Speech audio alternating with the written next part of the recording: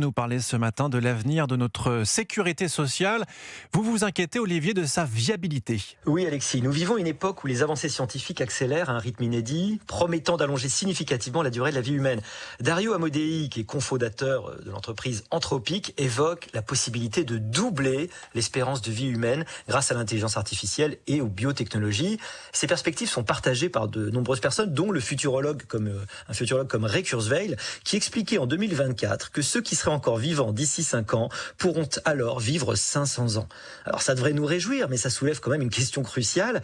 Nos modèles sociaux, particulièrement notre système de retraite et d'assurance maladie, sont-ils prêts à encaisser un tel choc ? Alors concrètement, que se passerait-il, Olivier, si l'espérance de vie augmentait rapidement ? Eh bien, notre système est basé sur des hypothèses en fait très conservatrices. Selon le Conseil d'orientation des retraites, l'espérance de vie augmente d'environ 2 mois par an. Mais ces estimations paraissent déjà obsolètes. Imaginons qu'un bond technologique allonge tout à coup notre vie de 5 ans, disons en une décennie, ce qui sera encore en fait très loin des anticipations dont j'ai parlé. Eh bien, le déséquilibre entre le faible nombre de cotisants et le nombre de pensionnés pourrait devenir franchement abyssal. Et ce progrès serait pourtant une formidable nouvelle pour la société. Bien sûr, comme l'allongement de l'espérance de vie, ce serait une fantastique victoire sur la maladie et la mort.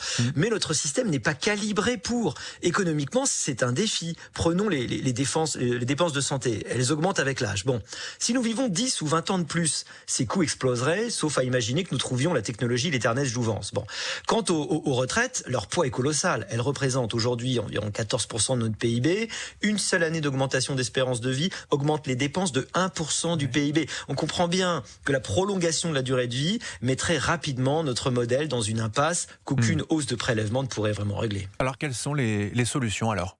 Eh bien, il faut d'abord repenser nos hypothèses, multiplier les scénarios. Arrêtons d'imaginer un futur linéaire.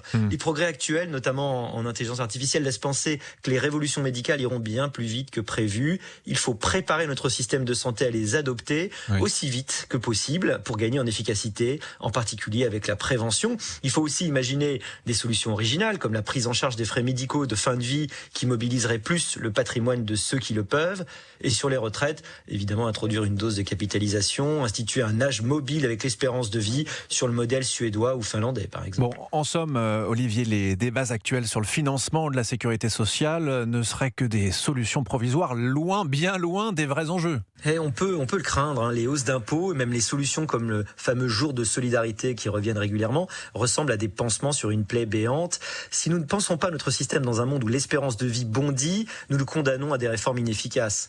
Dans les années qui viennent, il va falloir cesser de rafistoler et imaginer une refonte complète. Signature Europe 1. Merci beaucoup, Olivier Babot. C'était votre édito, l'édito Écho sur Europe 1.